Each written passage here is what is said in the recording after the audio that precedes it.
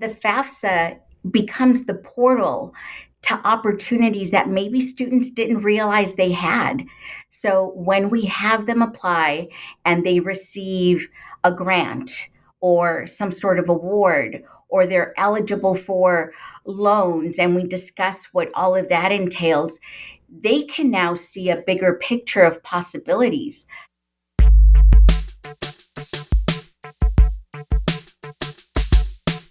This is High Tech High Unboxed. I'm Alec Patton, and that was the voice of Gladys Velazquez. Gladys is an academic administrator for the Downey Unified School District in Los Angeles, but until last summer, she was an assistant principal at Warren High School in Downey, and that's the school we're talking about in this episode. According to school reference website niche.com, Warren High School has 3,451 students, making it the 11th largest high school in the state of California. This makes the following statistic pretty remarkable. Last year, 90% of Warren High School students completed either their FAFSA or DREAM Act form. Across California, that number was just over 60%. If you're listening to this, you probably know why that's a big deal, but just in case, those forms are what you need to submit in order to qualify for federal financial aid. They're also required for most state-level and even school-specific scholarships. This means that for a lot of students, if they don't submit one of those forms, they won't be able to afford college. High Tech High Graduate School of Education improvement coach Garett Brownleee Plantz talked to Gladys about how Warren High School achieved this. I was there too, so you'll hear my voice a couple times. To begin, Garett asked Gladys, who hated school as a child, how she ended up doing this work. If you're strictly here for the FAFSA, that gets going about 9 minutes in, but I recommend listening to all of it. Here's Garett to kick it off. I know I get a chance to know you a bit, but would you mind sharing a quick introduction with people about who you are and how those identities have formed and the way you move in the world? Oh, yeah. Well, thank you so much for the opportunity and for allowing us to share some of our struggles and learning experiences, right, through this journey. More than anything, I think we're mostly proud of not necessarily the work we've done, but the access that our students now have. And so that's really what we use as a driver for sure. So a little bit about me. I am a Latina. I am a mother of two smart and beautiful souls who are trying to find their way in the world. As for myself, I'm a teacher at heart, but I always struggled significantly as a learner. And I literally fought going back into education once I graduated from high school. I thought I struggled in school so much. I don't want to spend another day on another campus. And it turned out to be my life's calling, my soul's calling. And I just find so much pleasure and satisfaction in helping other struggling learners or individuals find their way in the system that oftentimes isn't set up to help everybody succeed. And so that alone is part of my driver. But I am born in Mexico, Guadalajara, Mexico. I was an immigrant my earlier years, so I have that experience. I'm the firstborn in my family, and when my dad realized he was going to have a daughter, he thought, well, unfortunately, our homeland doesn't bring as much opportunity, especially to women. And so he had quite a few family members living in the US at the time, and he crossed the border illegally, and he was a migrant worker in the fields, but by trade, he's a jeweler. And so that just took a turn when extended family learned that he was here. One of his cousins reached out and said, hey, what are you doing working the fields when you know a trade and you're skilled? And so we ended up living in LA, where he eventually, after quite a few years, ended up owning his own jewelry shop in the jewelry industry. And so he's got some great stories and adventures to tell as well. But that is what brought us to the US. And then being that I was a very young immigrant student in the system, just coming into it, I was already fighting an uphill battle. I was not an English speaker at 5 years old when I started kindergarten. And on top of that, back then, I'm a September kid, an early September, but a September kid. And I had just turned 5, so I was incredibly immature when I started school, not knowing the language, very social. I got to admit, I was too social, maybe, but I was constantly getting in trouble because I was a social butterfly and I didn't speak English. So I struggled to even understand my teacher. I remember having to look to my neighbor just to even ask, how do you ask to go to the restroom? Or Mm. how do you say you want to go drink water? And I served as an interpreter for my parents who were full blown adults. And I was only in elementary, kindergarten, first grade. And having to navigate that world was just not easy. So, on top of that, you're asking me to learn concepts and understand and express my understanding in a language I have not mastered. That was already a dislike already. um, and as I got older and the concepts got more difficult, I did grow and I, you know, met many of the expectations. And at some point in elementary, I was actually even identified as a gifted learner. But because the learning output by the school was not meeting my need, I just felt severely underchallenged, disconnected. And while I should have been a straight A student, I just felt like I would just take a passive approach to things. I didn't see the value in it necessarily. I struggled the struggle that many students go through when they just do not find their way or connection in the public school system. After high school, which is so funny, I tried to apply for all sorts of part time jobs while I went through community college, just to make ends meet, of course. And I wouldn't get anything but teaching assistant positions. And I thought, why? Why is this happening to me? And eventually, I made a connection with supporting young learners. And I thought, okay, well, maybe a preschool teacher wouldn't be so bad, or an elementary teacher wouldn't be so bad. And I became an assistant at the elementary level. And I thought, oh my God, these teachers work so hard. And I don't know that the students would give me at this age the satisfaction I need in return. Like, I need to have full blown conversations with people, and I'm not getting that at this level. So then I tried middle school and I did better. I connected much better with students and I found a little more interest. Single subjects, right? And I found that I was connecting more in like the language arts and so forth because I always struggled in math. And as I moved on to be an assistant at the high school, I totally bonded with that student population. And I thought, this is my niche. But it was a lot of trial and error. I was not a successful student in my public education career, but that's where I found the motivation and it pulled at my heartstrings when I would come across students that struggled the same struggle I was going through or I had gone through. And I thought, as an adult, I can support them. I can be that adult that helps them connect or see their education or the value or try to have these conversations with them that were meaningful. And I fell in love with education at that level. And that was the rest of what drove my education. What I love so much about the story you're sharing is the honoring of the complexities and sometimes the paradox that you experienced not only as a student, but as a young professional, and your total resistance, and then to the 180 acceptance of your role in education as someone who not just honors complexity in others, but supports a process for the individualization that requires, which I know special ed educators are just really excellent at. And so it's interesting to hear this story, and it helps me understand your approach to both seeing the system and the individualization that is required. And so I'm Yes, just thinking, as you went into Warren, you have all these new administrators and right. all this new leadership. We all know the strain that has on a school system.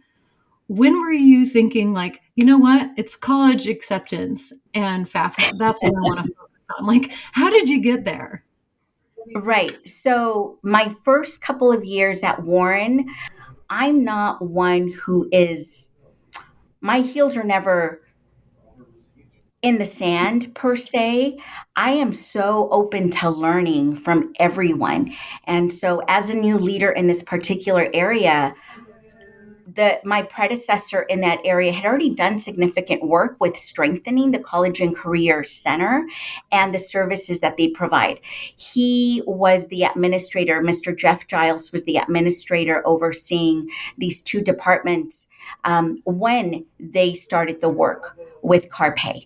And so he was already very data driven, goal oriented. I'm going to guess that he brought and strengthened a lot of that within these two centers or these two, departments. And when I came in, so much was already in place. I wasn't about to shake it up because I had other thoughts or other approaches. I really needed to come in and learn what was in place. I am a big believer in strengthening the individual's capacity and while always maintaining, right? Like my role was to be a keeper of the vision, to keep us on track, but not be a micromanager. When it comes to FAFSA, where we've really soared, it really did become data driven and it became what we now know as a tiered system. You've got your universal approaches, and you're going to reach so many. And then as you continue to analyze that data, we start identifying clusters and we reach out to them to meet those needs. And we would get creative when we would identify areas like, let's say, parent resistance. Then we need to inform parents, and we would go back to that universal approach. Let's put out this communication. Let's make ourselves available. Let's make sure that we highlight our services in those areas that we're now identifying in these clusters of need so that is heard by the parents we're trying to reach. We would send out very targeted messages to those clusters of families with those specific needs. As we dwindled and we moved into the third tier, we started identifying individuals whom we just were not reaching or were not responsive. And our principal, Dr. Carrie White, has this term she uses when we get down to the few. It's Warren's most wanted. And so we started using that school-wide when we would publish our lists and send them out to our staff. Like, these are students we haven't been able to reach. And we would title it Warren's Most Wanted. And so teachers would support and send students in. But then you still have those students who will not show up, who will not respond to the summons. And so we call in the troops. We've got individual counselors, everybody in the admin team. We take a part of that list and we call out those individual students and the families. And it all just comes from being creative as a team. We're not afraid of reaching out to the wider school for their support, to specific departments for their support. Everybody, including admin, has to own this shared responsibility to reach every single student. And I cannot claim to be a part of that culture. So much of that was already in place when I came in, but reaching out and being creative and always appreciating and expressing the value of the effort, the value in their work, I think has also made a huge difference. Gladys, you've talked about so many things that I want to touch a little bit more on. But first, help me just get a picture of what that looks like at Warren. Like, how many students are we talking about? How many staff are supporting them, and in what roles are they playing? So I have a sense of what kind of team we're looking at. In general, we have been maybe somewhere between 3,500 to 3,700 students, close to about 170-ish teachers, Mm-hmm. another close to 150 classified members. On top of that, you've got um, a large staff support. Our guidance center is made up of 9 academic counselors. We have, I would say, well, at the time when I started supporting the College and Career Center, we had 3 advisors. Now we've grown to 4. And so it's a large team for sure. Everybody's got their set of responsibilities, but we go through waves, right? We are in FAFSA season. We are in college app season. We are now at the very, very end of the academic year, reaching out to our juniors to get them ready for the following year. And so we do reach out to the different teams. We don't want to exhaust just the English department because that's an easier access to grade level students. We have to reach out to some histories, some sciences. We got to share the love. We can't, well, because every single student takes English and they're going to take their grade level English. Doesn't mean that they are at grade level. They might have additional English courses, but that is an easy entry or access point for grade level students. But then they also have their pacing guide and their own goals that they want to achieve. So we can't continue to tap into that source all the Yeah. time. Okay, so just to check, so you had 3 college advisors, Right. at least at the start of this, Yes. yes? So they all have a 1,000+ student caseload, each one of them. If we go by grade level, yes, for sure. It is a little over 1,000 when you That's really think about it. I can't begin to conceive of that. Right. That's so many kids. But that is exactly why we have to have a very close partnership with the guidance counselors. Every single guidance counselor, and we have 9 of them, which is still, in my opinion, not enough for the amount of students we have, but that's the way it's worked out. That's, they're in the average for caseloads. And they have to see every single student by a certain point in the school year. They also set their own goals and deadlines, right? And so they have to maintain this pace to be able to reach every single student. So we have to tap into them and their access to students to inform. So the guidance counselors host grade level parent meetings at the start of the year to cover just grade level basics. But that is also an opportunity that we take in the College and Career Center to also add information that applies to their grade level. So, for example, for 9th graders, College and Career isn't going to reach out to try to get them to identify what career path they might be interested in. But we're going to share with them all of the resources that we offer to explore careers and universities. Just start tapping into that. At 10th grade, we might get a little deeper than that. Let's promote vocational assessments. Let's promote interest inventories. Hopefully, by this point, they're already tapping into preferred electives to explore certain areas, CTE courses to learn about concentrated skills and trades. By the 11th grade, let's start talking a little more about universities that meet your interests. Let's start really researching some of those universities that are strong in your area of interest, your career interest, and meets your family's needs. Therefore, by the time they get into their senior year, they have an idea of what colleges they're interested in and would apply to. We start talking about college apps and they receive the guidance for that. And then, of course, for FAFSA, we get them through that process. There have been, some of those students in the most wanted list that tell us when we get to that individual level conversation, well, college isn't for me, or I'm interested in joining the military or going to trade school or something else And so that's where that individual conversation with college advisors, college center advisors, and the guidance counselors have to come into play as well. If this is your area, these are the resources that could support you.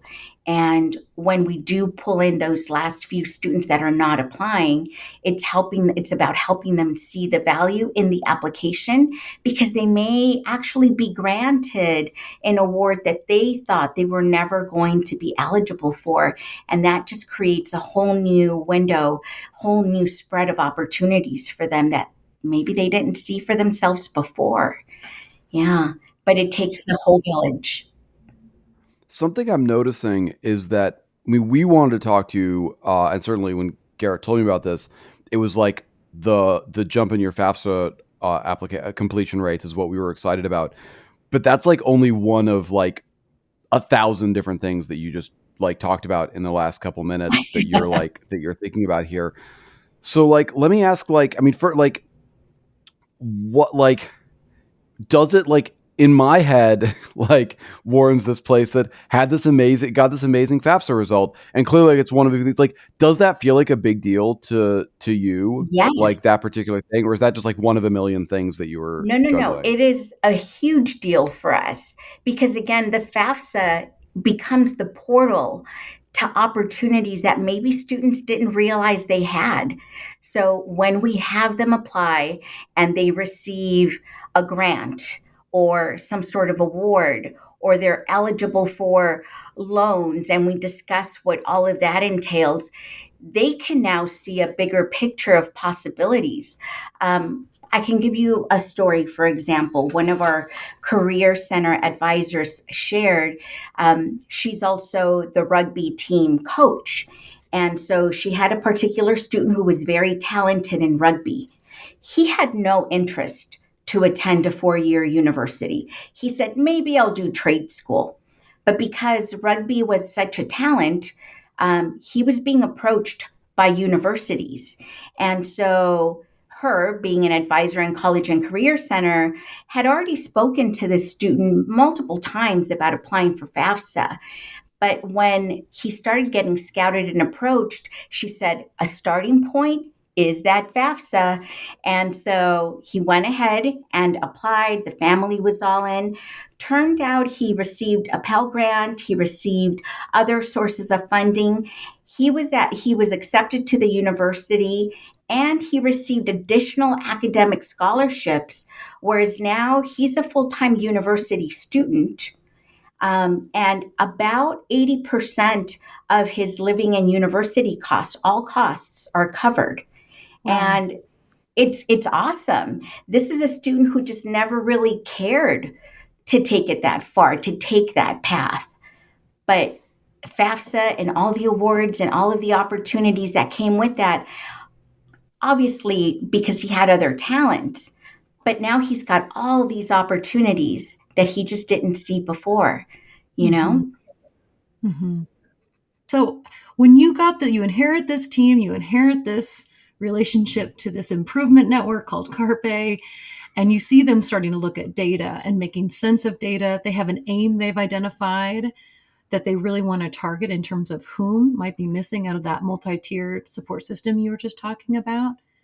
Right. How did you then start to learn? You've talked a lot about creativity, but how have you been able to see data, track the data, and then leverage creativity once you got there that has amplified that sort of learning that happened? So I have a very small team doing a very big task. And my number one role with them is to give them the space and the freedom to take risks that fit within our systems, right? So, for example, if they want to do a certain promotion, certain activities to call out on students and bring them into college and career and just simply expose them, but they want to start with some rewards or, something that takes some funds to entice students. Sometimes it's successful, other times nobody shows up. So we I do my best to facilitate the resources that they need without saying, oh, well, that's not going to work, dude. We've already tried that a couple years ago. Because Mm. the reality is, this particular group is a different group. They're not the same individuals from 2 years ago. So, not squashing their ideas or their efforts or what they think might work, but let's go with it. And if it doesn't, okay, then we move on to something else. I do strongly encourage them to think outside of the box, but it's very important that it also meet their individual needs. They're human, they're parents, they're children of, older parents, aging parents. They have needs outside of the work environment. But we know the work environment is so demanding. So I have to also acknowledge the human in them.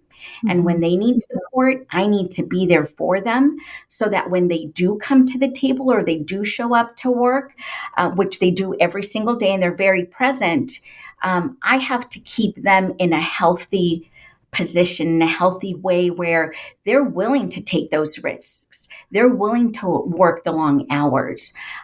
They're not going to be micromanaged. They're not going to be squashed. It's everything in positive terms, growth oriented, right? Yes, let's give it a try. And through trial and error, they will see what works and what doesn't. And I think that that really does feed a lot of their own motivation, that intrinsic motivation, knowing that they have a say and they have a voice at the table, and it's not just someone coming in. So it, I think, really promotes that flow of creativity Yeah. because they know that they can have these conversations. And I mean, let's be honest, sometimes they think so far out of the box, and it's like, okay, let's think about that a little more. Let's unpack it. How do we make that happen? And in that conversation, they may realize, okay, maybe this one is a little too far fetched. We're not going to dump it, but let's just set it aside. It might work down the line, or we might find a different approach to help that.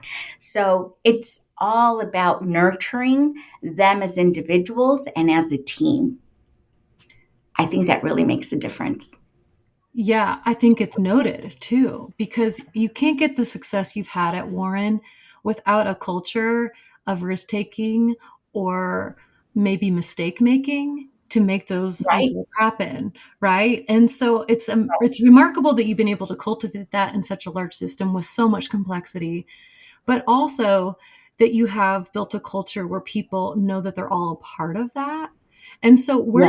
where did you learn that? And I hear a lot about micromanaging, but there's also a response that you're doing when things don't work out. And so what are you doing there that has cultivated that and that sort of measurement of failure is as success, as important as a measurement of success?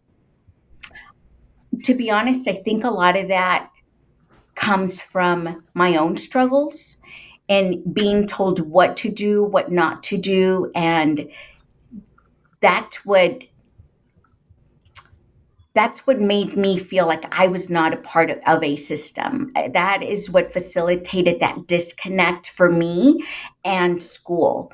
So when I do anything, I want to encourage a connection. It is Mm, so important for me to help individuals, others, to feel included and like they do have a seat at the table. And when they do come to the table, to value their effort. It is important for me to really motivate them to continue to put in the effort and find that grit, bring that grit to the table because this is not an easy job. It is long and exhausting, and they take time from other needs in their personal and work life. But as a team, we have to remind them that they're not in it alone. We're going to come as a team and support each other. Every single advisor in the College and Career Center, for example, they have other responsibilities outside of FAFSA and college apps. We have one that serves as a liaison to the middle schools. we have another one that directly supports the CTE program on campus. And then we have another one who takes on more of the lead within that center, and he oversees just about every aspect of the college app and FAFSA. And so we all work in waves and we support each other. It's important that they feel heard, valued, and when they need a break, when they need to take a step back, I hear them and respect that, because when they come back, I know they're going to come back willingly and motivated to continue.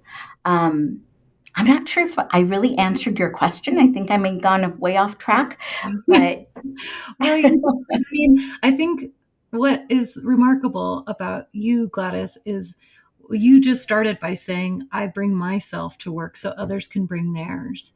And, through improvement science, we learn a lot about a process and that whole idea of leadership or team excellence, or just even building this culture where people can try on new things and push against status quo right. requires an authenticity that will sustain. And so I think, I know we're running out of time, and I wanted to just highlight a couple pieces that I think are really important, that I think you're sharing, which is, you created a name of the students you wanted to approach, and you came up with a plan to meet them. You had data to Yes. make sure that that actually happened. You built a Right. college living culture that started in ninth grade and had touch points throughout, and you made everyone a part of that team. Are there other pieces about this improvement journey that you would say have been really critical to that success? I think celebrating each other, and when we have those student successes, those stories of they've achieved or they've met their goal, or these particular individual students who have a story and have gone through a journey, making sure that our teams, that our staff also hear about that. Our staff also keep in touch with students, and they know so many more other individual stories. So creating opportunities to celebrate that, because even if they don't realize it as they're doing the work, in hindsight, our hope is that in those celebrations they see how Mm-hmm. they had an impact in that particular journey. So when we come together, giving them opportunities to share out. Well, Gladys, you really are someone to celebrate. And I just want to honor not just the work of the young people, the work of that staff that you've supported, but the work that you're doing now at the district is really significant. And I just Thank want to you. take that second to celebrate you, and knowing all those pieces, honoring those pieces for yourself and others, and really creating the systems for students to succeed. And the last question I have is, there might be someone listening who relates to working at a big school like Warren. And I guess I would just ask, to that person listening, what is like one step they could make in their journey to raise their FAFSA numbers, to raise that college going culture that you've been able to do? Like, what's one step they could actually take? I would say have your team come together and identify what's already working for them. And as a leader, being willing to meet them where they are, continue from that point moving forward. It's so important to acknowledge the work that's already been done and to value the steps already taken, to motivate them and allow them an opportunity to get creative and take those risks. And you become, as the leader, you become the facilitator, not their manager. So that autonomy and creativity to keep the motivation going. Always reminding us that data analysis is critical, because that's where we're going to find and really clearly identify what's working and what's not, so that we can move forward with intention. Yeah. Thank you so much. Well, thank you so much again for your time and your story and your success. We so appreciate you. Thank you so much for the opportunity to share. Warren High is definitely a very, very special place. And I know every other site has its special traits. And I hope that they're all valued and cherished because that's how we find that motivation and family ambiance, right?